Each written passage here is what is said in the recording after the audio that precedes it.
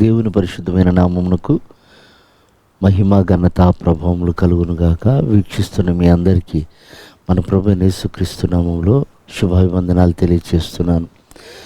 ఈరోజు మన దేవుని మహిమ కలిగిన మాటలు ఎస్తేరు గ్రంథము 4వ అధ్యాయం 3వ వచనం. యూదులు ఉపవాసముండి మహా దుఃఖముతోనూ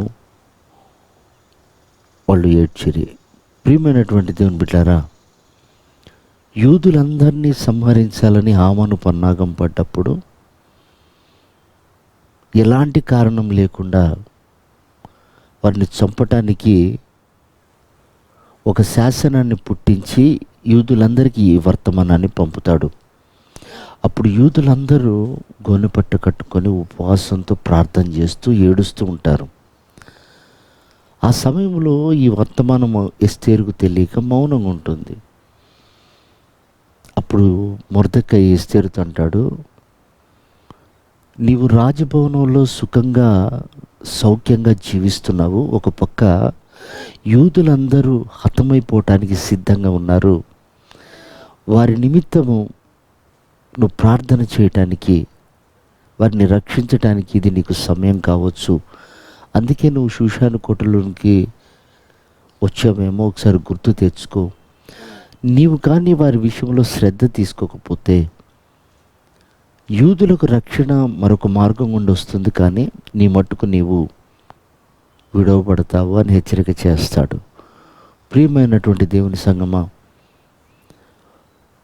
ఆనాడు ఎస్తేరు ఉపవాసంతో ప్రార్థన చేసినప్పుడు యూదులందరూ నశించిపోక కాపాడబడ్డారు.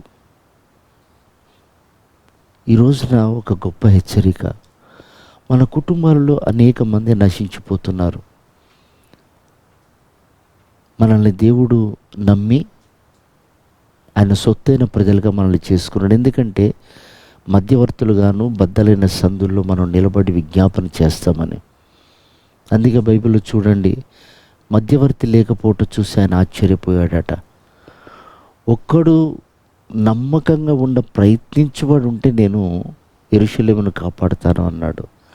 కనుక ప్రియమైనటువంటి దేవుని సంగమా, మనం నమ్మకంగా ఉపవసించి నశించిపోతున్న వారి కొరకు మనం ప్రార్థన చేయగలిగితే కార్యం చేయడానికి మన దేవుడు సిద్ధంగా ఉన్నాడు.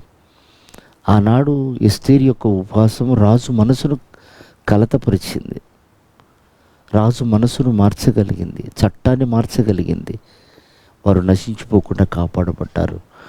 కనుక మన ఎదురు కనపడుతున్నటువంటి నశిస్తున్న ప్రజల విషయంలో నీవు ఉపవసించి ప్రార్థన చేయగలిగితే నీ కుటుంబంలో, నీ వంశంలో నశించిపోతున్న ప్రజల కొరకు నిశ్చయంగా ఆనాడు రాజు విన్నట్లుగా నేడు రారాజైన మన దేవుడు మన మొర ఆలకించి తప్పకుండా వారికి విడుదల కలగచేస్తాడు. కాబట్టి మనపైన ఉన్న భారం ఏంటో, బాధ్యత ఏంటో దాన్ని గ్రహించి నిశ్చయంగా అట్టి మనసు కలిగి మనం ప్రభు రాకడికి సిద్ధపడదాం.